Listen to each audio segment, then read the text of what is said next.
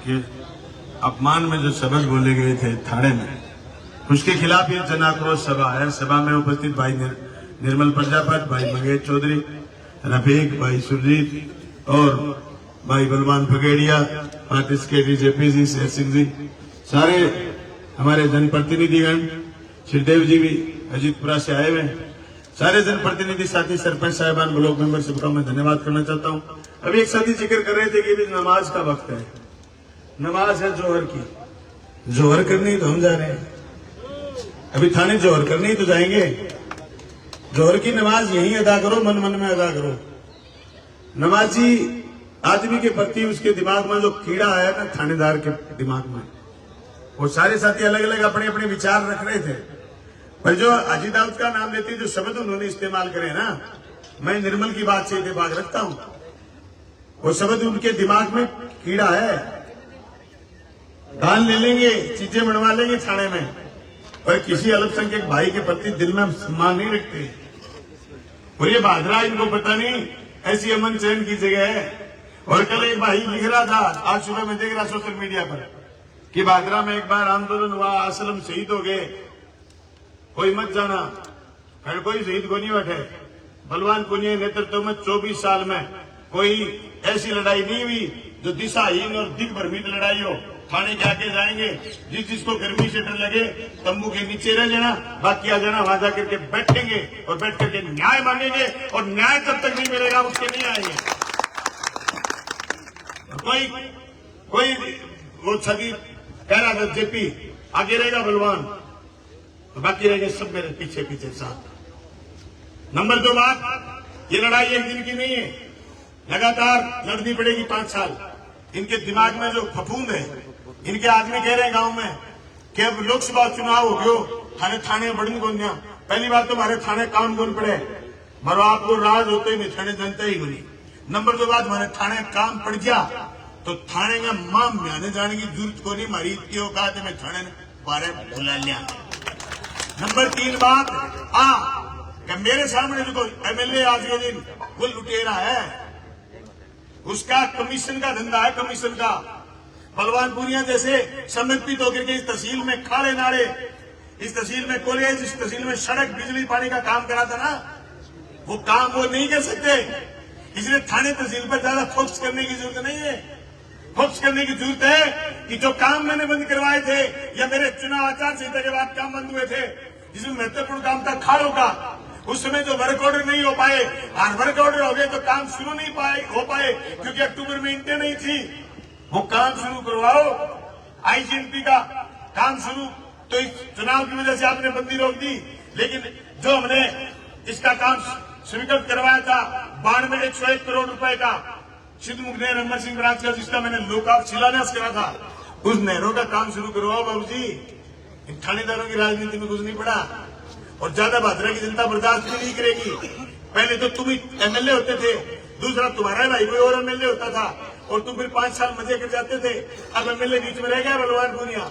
या घने लोगों ने ब्लैकमेल करने की कोशिश करी मेरे को, घने लोगों ने मेरे को दबाने की कोशिश करी, घने लोगों ने सेटिंग करने की कोशिश करी, लेकिन मेरा जैसे मछली की आंख में निशाना था वैसे निशाना था।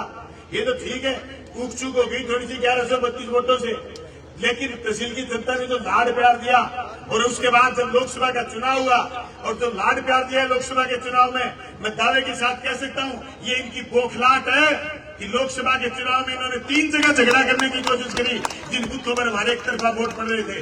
ये इनकी बौखलाहट है। रबी के लिए जो शब्द इन्होंने इस्तेमाल करे, ये इनकी बौखलाहट है। और मैं कहना चाहता हूँ तुम्हारे बौखलाने से कुछ नहीं होगा। थोड़े दिनों में चुनाव होंगे और तहसील के पार्षद साथियों ने चाहा तो फिर हाजी दाऊद के घर से कोई चेयरमैन बनेगा और इस तहसील का जोरदार नेतृत्व करेगा। मैं कहना चाहता हूं आप सब लोगों से, ये जो पर्ची की सरकार है, इस पर्ची की सरकार में ये लोकसभा के चुनाव में एक ही बात कहते फिर रहे थे, अगर लोकसभा यहां से नहीं जीते तो अपने को कोई मंत्री नहीं बनाएगा। और ये समझ किसी एमएलए के हो सकते हैं क्या कि 4 महीने जो आपने जिताया ना मेरे को 4 महीने पहले, वो जीत बर्बाद हो जाएगी अगर लोकसभा में यहां से हार गए तो मैं आपको एक बात याद दिला दूं, 2018 में आपने मुझे एमएलए चुना, मुझे वोट है 82,000, 82,000। मेरी पार्टी ने, भारतीय कम्युनिस्ट पार्टी मार्क्सवादी ने कहा कि हमें चुनाव लड़ना है किसी भी सूरत में। और वो मोदी का दौर था जो आज तो 90% खत्म हो गया। 2019 का मुझे पार्टी ने आदेश करा कि चुनाव लड़ना है, मैंने चुनाव लड़ा लोकसभा 72,000 वोट, मेरे को 10,000 वोट मिले, मात्र 72,000 वोट पता नहीं कहां वोट डाल के आए। मैंने सिंगल आदमी को ये नहीं कहा 5 साल में कि तने मेरे को लोकसभा का वोट नहीं दिया। डेमोक्रेसी है, हमारे पल्ले एक वोट ही तो है, हमारे पल्ले जनप्रतिनिधियों को ठीक करने का एक बहाना वोट तो है, हमारे पल्ले सरकारों को ठीक करने का एक बहाना वोट ही तो है। आप किसी के गुलाम थोड़ी हो सकते हैं कि विधानसभा में आपने वोट दे दिया तो सरपंची में मेरे कहने से दोगे, आप लोकसभा में मेरे कहने से दोगे। ये इन लोगों की बौखलाहट है, ये मिसफीड है थानेदार। और थानेदार सही कह रहे साथी, इस चक्कर में है कि मैं बाबूजी को ज्यादा तेल लगाऊंगा ना तो फिर बाबूजी राजी हो जाएगा। अरे बावड़े, बाबूजी के खर्चो ज्यादा लगे है, तू रेट बढ़ा, तेल ना लगा। रेट बढ़ाने के चक्कर में तेरे थानेदार राख सके। रही बात थानेदार हटे कोई लगावे, ये थानेदार आवारागर्दी करेगो तो मैं सड़क पर लड़ाई लड़ा ना, ठठेरेगी बिल्ली ठरके शू कौन रहे। 107 छोड़ेगा कितना ही नोटिस दो। 2006 में 107 छोड़ा, मैं बलवान पुनिया 6 महीने जेल में रहा था। तब तो कई लोग पैदा ही नहीं हुए थे तो बलवान पुनिया जेल में था। मैं उन लोगों को कहना चाहता हूं कि उस समय जवान भी था, मेरे घर में ब्याह भी था, 2 साड़ी थी छोटी, उनका ब्याह भी था। बलवान पुनिया टूटा नहीं। और इसी बात पर जेल से रिहा होकर गया कि हाईकोर्ट ने कहा कि रिहा करो, बिना काम अंदर क्यों बिठा रखा है। मैं तुम्हारे 107 छोड़ा के नोटिसों से पाबंद होगा, लगता है तुम्हें? मैं हिफाजत करूंगा भादरा के जर्रे जर्रे की, भादरा के हर गरीब से दीन दुखी की मैं हिफाजत करूंगा।